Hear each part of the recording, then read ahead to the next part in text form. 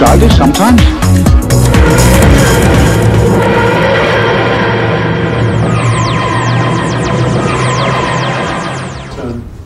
Anybody else at the back? I've been ignoring the back largely. Hello. I think they'll ever do something like a 5 Doctors episode. Will they ever do something like a 5 Doctors episode again? I honestly don't know. It'd be fun, wouldn't it? I mean, yeah. Who would you get back? Who would you get back? McGann. Actually, McGann and Bond, who would look terrific, wouldn't it? I mean, yeah. And Tom Baker, of course, is still a huge star in Britain. He'd be an interesting. McGann and Davison are the ones the audience would immediately recognise, and they'd know Tom Baker by his reputation and his voice. Audience. Oh, of course, David Tennant. Yeah. Anybody else? Hello? Yeah. Are you writing for the next series, and what's your story about? Where are your troops? Now, I've got to say that the various online things in the last couple of weeks about that are really untrue.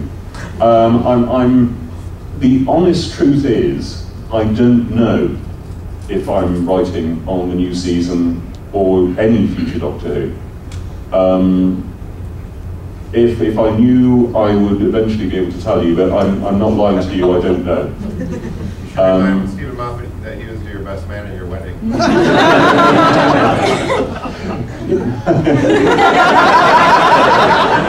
We're still really good friends. It's not, we haven't fallen out or anything. I didn't smash a gnome or anything. I don't know where that image came from. But, hello. I was wondering if you could talk about how you got involved in documentaries on the old classic Who DVDs. Oh yeah, well they asked me to come along. The documentaries on the old classic Who DVDs are made by a range of different producers, and every now and then we'll think, oh, Paul would be a good subject for this, and I get to see myself looking really, really fat.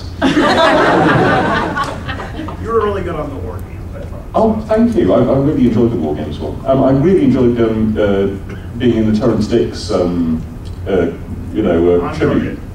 Sorry? On Target? Yeah, the one that's specifically about Terrance. I'm not sure which DVD it's on, anybody? Yes. Curse of Peladon.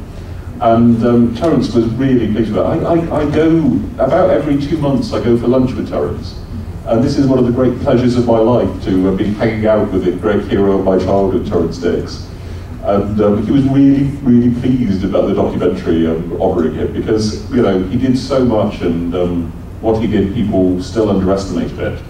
Russell invited him to one of the cast and crew party at the to celebrate the start of New Doctor Who, and said to me, I don't just want to shake his hand, I want to put him on my shoulders and carry him around the room. Which unfortunately he didn't do on that evening, possibly because, knowing Russell being 8 feet tall or so, he would have bumped his head on the right. And, you don't want to invite Terrance Dicks to your party, put him on your shoulders and braid him with a chandelier. Anyway, down here. Talk about writing for the audio drama and how that helped keep Doctor Who alive between the two series. Oh, the audio dramas. Well, they're Big Finish, the company that run them. They've been doing them for a very long time now, and they've kind of kept the pool of new Doctor Who talent emerging.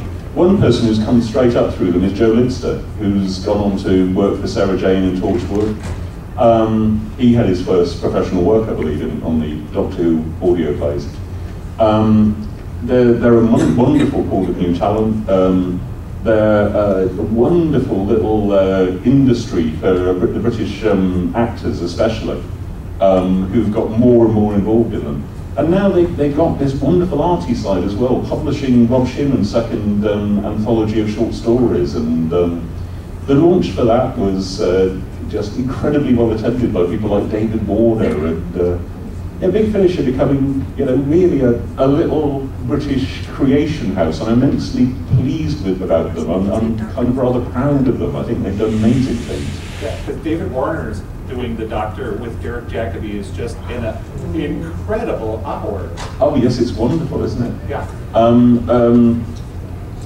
Derek Jacobi, of course, played the master in Stream of the Schalke and played the Doctor for Big Finish in the same week, moving back and forth between the recording studios, and not actually telling each other what he was doing because he thought we'd be upset or something. I don't know.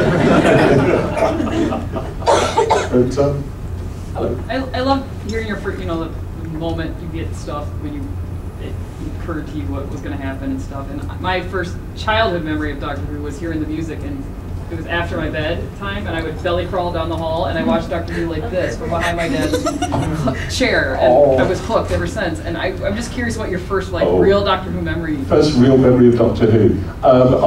This is a big thing for me because I was too scared to actually watch Doctor Who. The playground made it sound like the most horrifying thing on earth. And I thought, why would I want to watch that? So I would watch The Other Side, I would watch BBC Two, and deliberately kind of, but every now and then I would just turn over and watch a minute, and it would always be a minute of something indescribably horrific. And I would turn back and think, is it all like that? And then I remember saying to my mother, "Mother, I think I'm old enough to watch Doctor Who." And then she said, "Are you sure?" And so I watched episode 1 of The Brain of Morbius. A terrifying 25 minutes. But I remember at the end of episode 4, when the Doctor won, I was astonished. I didn't think that was looking at all likely.